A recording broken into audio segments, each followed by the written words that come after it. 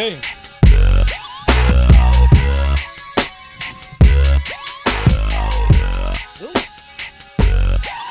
That used to be your walk-up music. I'm just a bachelor. Not mine. I got another one. Oh man! Welcome back to the Sports Shot. The Sports Shot. Reese K back. We having ourselves a good time as we always do. So many things we want to talk about. We're gonna jump right into this because I don't want to hold them over anymore. But right about now, we want to have, since we're talking golf, we're gonna be talking Masters. So latter part of this show, we're gonna talk about golf. But Reese and I, we always talk about we love to play golf, we love to be out, and the minority representation on the PGA Tour is oddly. It just stands out. It just sticks out. Yeah. It just sticks out quite a bit. Yeah. Quite a bit. But there are tons of minorities playing the game of golf, black males specifically playing the game of golf. And we have the privilege and the honor of having somebody join us this morning who's actually playing and a part of the PGA Tour, in a sense. And we got a chance to talk to, and I'll just bring one right now. We got Joe Hooks joining us. Welcome to the show, Joe. How you doing this morning? I'm great, man. How about you? We're doing good. Oh, man, We're doing you're well. loud Good and clear. We're Loud doing and well. clear. Yeah. I just want to highlight real quickly, Joe, before we get into it. There's an article last year that was in Golf Digest, and Joe Hooks was featured.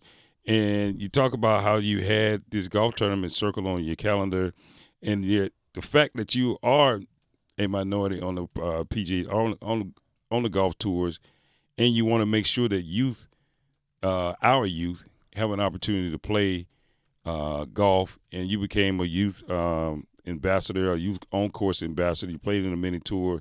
You're from Detroit, Michigan, African-American golfer, sponsored by GolfTech, all these other things, all these other accolades. But thanks for your give back and also for continuing to persevere and being a part of the tour and doing what you do. How you doing this morning, Joe? You doing all right? Yeah, I'm good, man. I appreciate y'all having me on, man.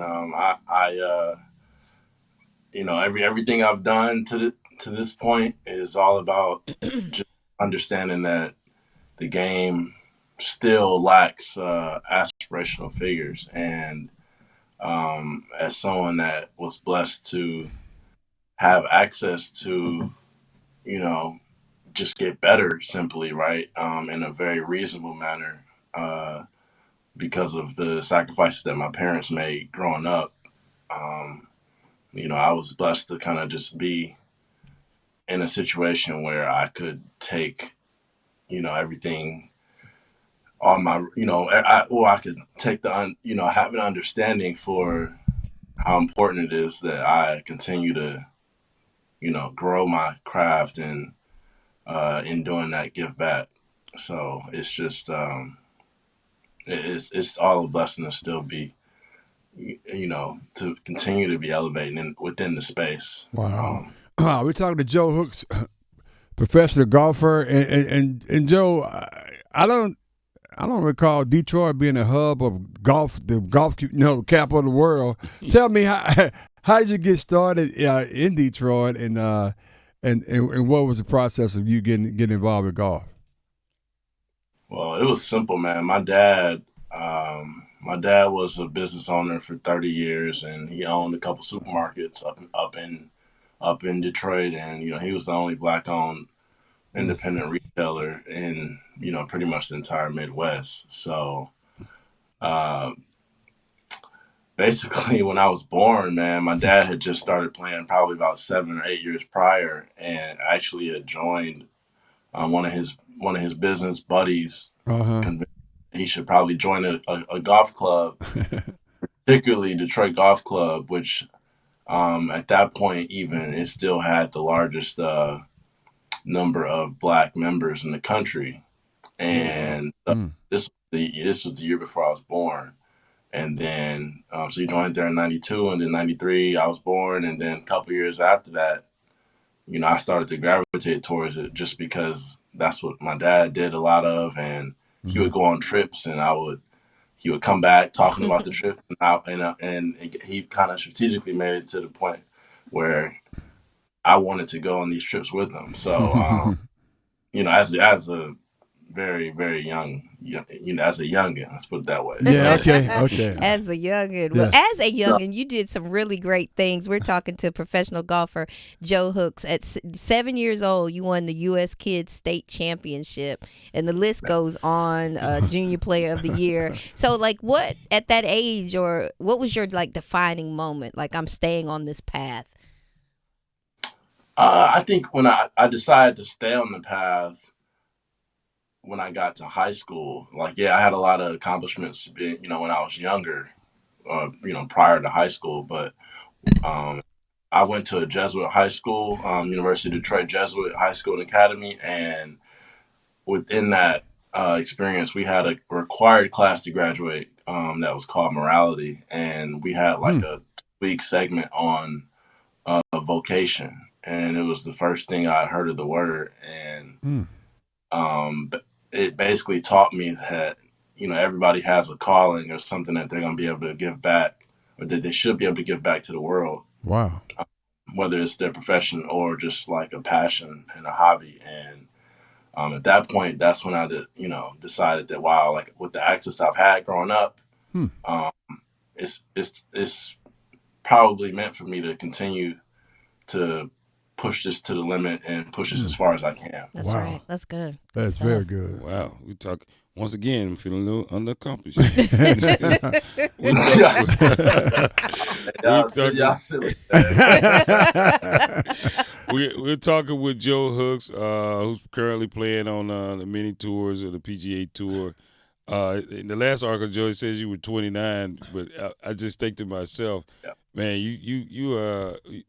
you possess a wealth of wisdom for a 29-year-old. But let's talk about playing on the tour, right? Let's talk about playing on the tour, because a lot of people are hearing your story.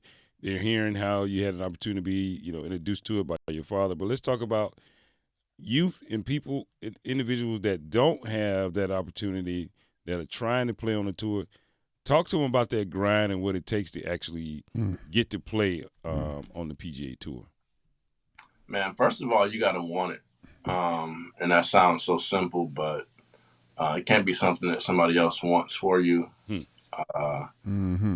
has to be a commitment to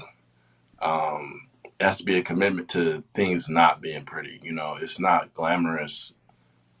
It's only glamorous for the players that are the complete outliers. And yes, I mean, one way or another, I am, relatively speaking, I'm an outlier, but guys that get to the top of the world rankings early on and continue to stay there. The Tigers, the Rorys, those guys, the Scotty Schefflers, even now, those cats like the John Rahm, those guys are, it's not saying it's easy for them, but things appear to be a little bit more glamorous, right? But for the bulk of the guys on tour and the guys playing at my level and our level, things are hard to start out usually. It's just a matter of who's going to persevere and endure the tough times. Yeah. So it takes a lot of perseverance and patience. Oh, man, we're talking to professional golfer Joe Hooks. Shout out to DC, who's your uncle, who kind of put all this together, man. So we want to give him a shout out as well. Who you got this weekend down in Augusta? Man, I want my boy Rahm to break through and get the dub, but I mean, I don't know. He's not in like the best form like he was early to start the year out, like not necessarily. Right. But I think I wouldn't be surprised, man, if Scotty won again. Oh, wow. Really? Okay. It's crazy to say. But I wouldn't be surprised, man. That dude's in a different stratosphere of just comfort and confidence. Him and Rory are gonna be, I think, right up at the top. Obviously, we want to see Tiger kind of surprise us, but I don't think he's not in good shape this week physically. So. Oh, okay. That's not good. Yeah. Man, we're talking with Joe Hooks, professional golfer. We got to let you get out of here. Real quickly, what can you remember? What was your hottest round that you've had, and what's the lowest score that you've had?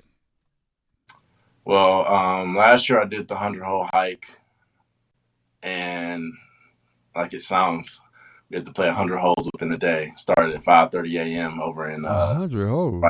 right at the state line, Tennessee, and just west of Chattanooga. And started at 5:30, finished at 7:30 p.m. and I was 44 under for the 100 holes. Wow. And I set like the record for this, and that was for benefiting youth on course. And I mean, technically, that would have been the hottest. Wow. I had an albatross within the 12-hole stretch. I had an albatross eagle next hole, 2 holes later, which was a par 5, and then 10 holes after that, I had a hole in one. So and I only made 4 bogeys that day. Carrying 7 clubs. Eventually, what was 7 clubs because we had to, keep our bag as light as possible.